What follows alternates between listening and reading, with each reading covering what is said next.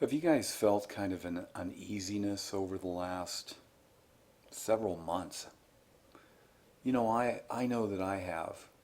As I watch these events going on in the Middle East, it makes me very, very unsettled. It all started here. The lies about Iraq and Saddam Hussein having weapons of mass destruction. And it's easy to go back and look at the YouTube videos and see that it was all a charade.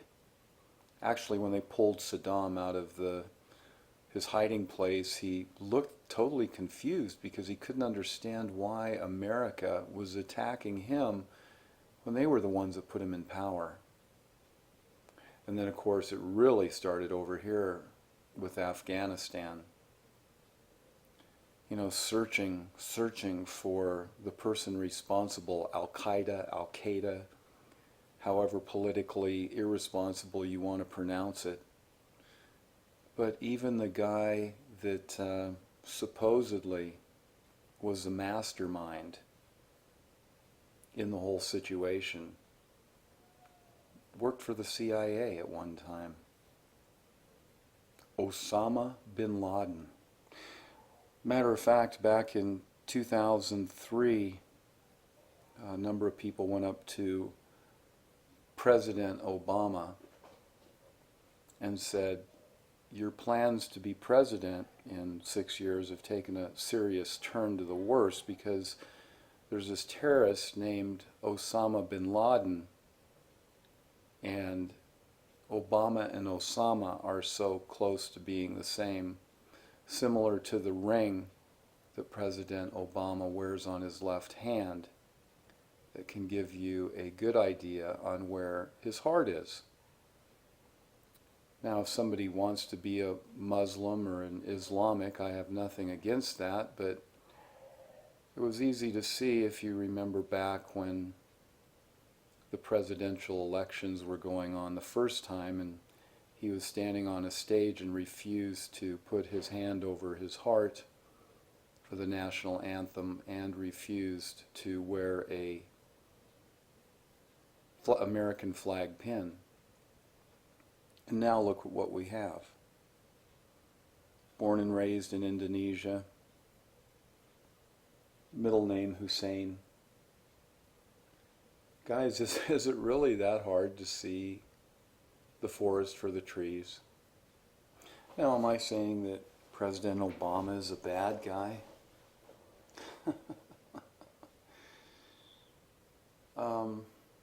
I'm trying to figure out what good has came out of the last 6 years. So if that answers your question, I think this is still America where I have a right to my opinion, but maybe not. It's very disheartening. It's very disappointing to see where we're at on one hand, but very encouraging on the other to know that this isn't the end result. Through adversity you find strength.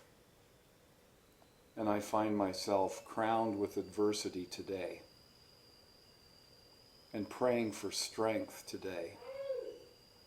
As I watch this whole section of the Middle East go up in flames, and what happens when this little area right here closes down. I have some predictions. The predictions aren't rosy. Egypt's gone.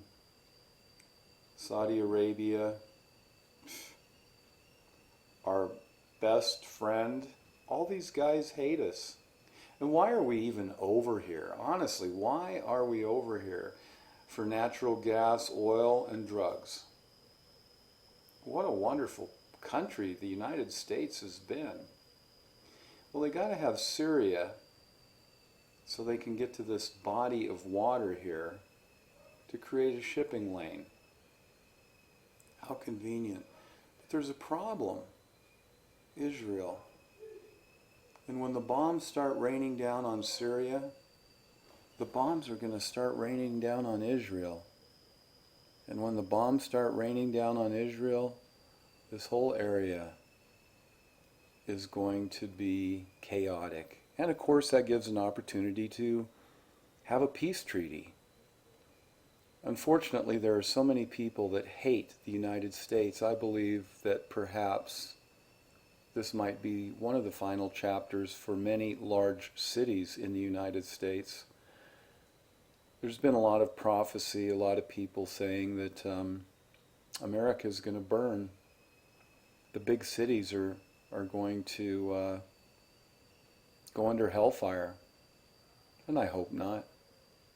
I don't want to see anybody suffer any more than our regime has caused them to suffer.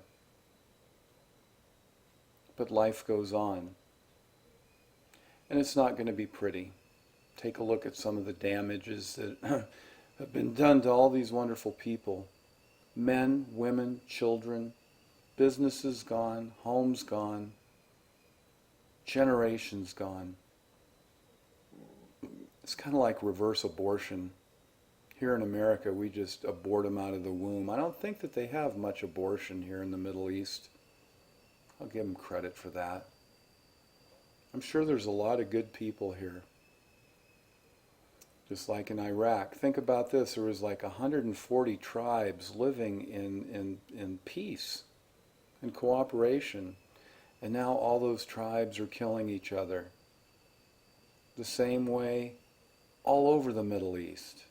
Divide and conquer. Oh, and we haven't even touched on Libya. Libya is a very interesting place.